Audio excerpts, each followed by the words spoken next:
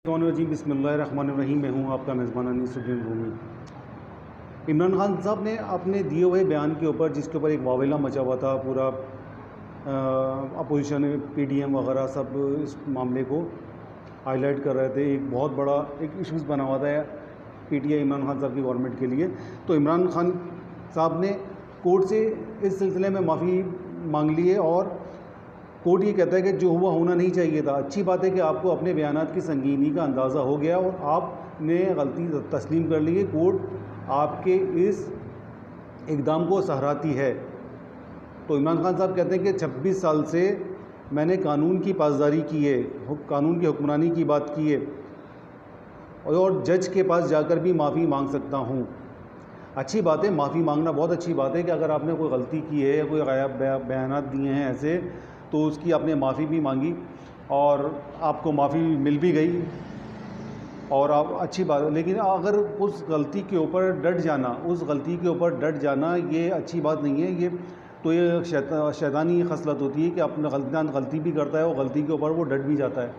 लेकिन इन साहब ने माफ़ी मांगी, माफ़ी मांगने के बाद कोर्ट ने बिल्कुल माफ़ भी कर दिया इनको और ये मामला भी निमट जाएगा। और दूसरी तरफ आज के दिन एहतजाज का सिलसिला था, तो इमरान खान साहब और राना सनाउल्लाह साहब को ये कहते हैं कि जी हम देख लेंगे आपको इस्लामाबाद के अंदर आपका क्या करते हैं।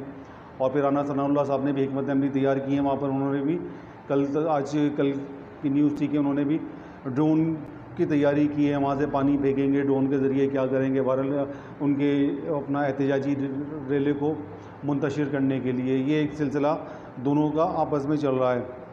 जब सुप्रीम कोर्ट ये कहती है कि पीटीआई पार्लियामेंट में किरदार अदा करे, जल्दबाजी ना करे और पार्लियामेंट के जल्दबाजी ना करे, डिप्टी स्पीकर को इससे कहा कि इस्तीफ़ों की मंजूरी का। लेकिन मुल्क के अंदर शराब भी सूरत हाल है, लाख करोड़ों के करीब लोग बेघर हो चुके हैं, लोग बेसरो सामान हो चुके हैं। अब बड़ी अफरा तफरी का समय है, लोगों के पास पीने का पानी नहीं है, रोटी नहीं है। मुल्क के मईशत की हालत देखें। आपको अंदाज़ा है कि 123 नशिस्तों पर ज़मीनी इलेक्शन में क्या अखराजात आते हैं। चीफ जस्टिस अताउल्लाह बंदियाल साहब ये कहते हैं, बिल्कुल सही बात है कि जैसे तब वक्त मुल्क जो है इस क्राइसिस के अंदर गुजर रहा है, सैलाबी सूरत हाल है और हम इलेक्शंस की तरफ 123 नशिस्तों के ऊपर इलेक्शंस, या तो ये अब तो खैर पॉसिबल ही नहीं होता, मुमकिन ही नहीं होता है कि इलेक्शंस की तरफ जाएँ, फ़ौरन मिड टर्म इलेक्शंस की तरफ जाएँ या वो रिज़ाइन दे दें और डिप्टी स्पीकर साहब उनके रिज़ाइन को तस्लीम कर लें और 123 नशिस्तें जो पीटीआई की उसके ऊपर दोबारा ज़मीनी इलेक्शंस करवा देंगे। तो पॉसिबल ही नहीं है, मुल्क की हालत ही नहीं है इस काबिल कि इस तरह से किया जा सके। जस्टिस साहब ये कहते हैं कि आवाम ने इस पार्लियामेंट को 5 साल के लिए मुंतखब किया है, वो 5 साल तक अपना किरदार अदा करे पार्लियामेंट में बैठकर। ऐसा कहना है चीफ जस्टिस साहब का सुप्रीम कोर्ट के, और बिल्कुल होना चाहिए, ऐसा होना चाहिए। आपको पॉलिसियाँ अच्छी नहीं लगती हैं होती, आप वॉकआउट कर दें, इख्तलाफ करें। कानून पास किया गया है उसके मुतालिक मैं थोड़ी डिस्कस लाजमी करूँगा। अगर पीटीआई गवर्नमेंट में होती, वहाँ पर असम्बलियों के अंदर उनके अरकान बैठे हुए होते, तो क्या इस कानून के ख़िलाफ़ आवाज़ उठाई जाती? एहतजाज 123 नशिस्तें भी काफ़ी होती है शोर शराबा करने के लिए, वॉकआउट करने के लिए या अपना एहतजाज रिकॉर्ड कराने के लिए। लेकिन वो मेरे ख्याल से मौजूद नहीं थे असम्बलियों के अंदर। उन्होंने रिज़ाइन दिए हैं, डिप्टी स्पीकर साहब ने उनके इस्तीफ़े भी मंजूर नहीं किए। बहरहाल आगे चलते हैं। ये देखें, कुछ दिन कबल MQM के मरकज़ जो था 90 अल्ताफ़ फारूक साहब ने भी अभी कुछ दिन पहले ही अपने एक इंटरव्यू में यही बात बोली थी कि जी वहाँ की तो बिजली मुनक़ता है, वहाँ तो गैस की लाइन भी कटी हुई है, तो वहाँ किस तरह से मुमकिन हो सकता है कि वहाँ शॉर्ट सर्किट हो। तो ये सवालिया निशान है हमारे इदारों के ऊपर कि उनकी मौजूदगी के अंदर ये वाक़या कैसे रोनुमा हो गया, वो शफाफ तहकीकात कराएँ इसके ऊपर। तो ये एक बड़ा वाक़या था जिस पर बहरहाल MQM की खामोशी है, अल्ताफ़ हुसैन साहब भी खामोशी, अच्छी बात है, बिल्कुल अच्छी बात है। खामोशी एक हादसा था या जो भी था मामला, ये तो तहकीकात के ज़रिए से सूरत वाज़ेह होगी कि ये हुआ क्या था। लेकिन बहुत अच्छी बात है, शहर के अंदर अमन रखने के लिए सियासी सूरत हाल देखते हुए तो वहाँ से खामोशी अख्तियार की गई कि ये हादसा था या लगाई गई थी, जो इदारों के ऊपर छोड़ दिया गया है कि जी तहकीकात करके इसकी शफाफ इंक्वायरी की जाए।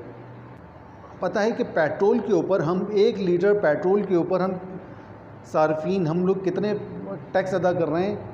1 लीटर पेट्रोल के ऊपर 64 रुपये 17 पैसे टैक्स अदा किया जा रहा है। 64 रुपये 17 पैसे टैक्स 1 लीटर के ऊपर टैक्स की मद में गवर्नमेंट ले रही है। कि महंगाई का आलम ये देखिए, पेट्रोल की कीमत बढ़ती है, पेट्रोल बढ़ता है तो तमाम तर अशिया खुर्दो नोश की कीमतों में इजाफ़ा होता है। तो कीमतों के पेट्रोल की कीमतों में जो इजाफ़ा होता है, अभी 1 रुपये कुछ पैसे इन्होंने करंटली इजाफ़ा किया है और 64 रुपये 17 पैसे जो है वो फ़ी लीटर हम सार्फिन से वसूल किया जा रहा है। चीज़ें हैं आपके सामने। अगर बैरूनी इमदाद का सिलसिला भी शुरू हो चुका है कि लोग एशियाई तरक्याती बैंक ने भी काफ़ी फ़ंड्स रिलीज़ करने का उनसे वादा कर लिया है, एशियन डेवलपमेंट बैंक ने, और दूसरे लोग भी इमदाद कर रहे हैं पाकिस्तान के। तो इससे क्या, इसकी मईशत को थोड़ा इस्तेकाम आना चाहिए, किसी तरह से महंगाई का कंट्रोल होना चाहिए। फिर के इलेक्ट्रिक के मामला हैं कराची के साथ, बहुत सारी चीज़ें वो टैक्स वसूल किया जा रहा है। हर तरह से लोग परेशानी के आलम के अंदर हैं इस शहर के अंदर, इस मुल्क के अंदर। अरबाब इख्तियार को आवाम के मफाद में फ़ैसले करने चाहिए। आप पेट्रोल परचेज़ कर रहे हो महंगा और उसका बोझ डालना है आवाम के ऊपर कि आवाम ने महंगा पेट्रोल परचेज़ किया था इसलिए हम महंगा देंगे। आलमी मंडी के अंदर पेट्रोल की कीमतें कम होने के बावजूद भी आप पेट्रोल की कीमतें आपके यहाँ कम नहीं की जाती। इसलिए कम नहीं की जाती कि आपका कहना ये होता है कि पेट्रोल हमने महंगा ख़रीदा था वो इसलिए हमने महंगा ही दे रहे हैं। अच्छा, स्टार्टिंग में मैंने कहा था इमरान खान साहब ने माफ़ी मांगी, कोर्ट ने भी उनको सराहा, लेकिन और भी लोग इस चीज़ के मुंतज़िर हैं कि जी हमें भी माफ़ी दी जाए और हमें भी सियासत में आने का मौका दिया है। तो बहरहाल ये फ़ैसला तो हमारे इदारों को, हमारे अदलिया को करना है। इस उम्मीद के साथ आने वाला कल हमारे लिए बेहतरी लेकर आएगा। चैनल को आपको अच्छा लगता है सब्सक्राइब करें, कमेंट्स करें, लाइक करें और आगे शेयर करें। इंशाअल्लाह अगले प्रोग्राम में फिर मुलाकात होती है। पाकिस्तान जिंदाबाद। अल्लाह हाफ़िज़।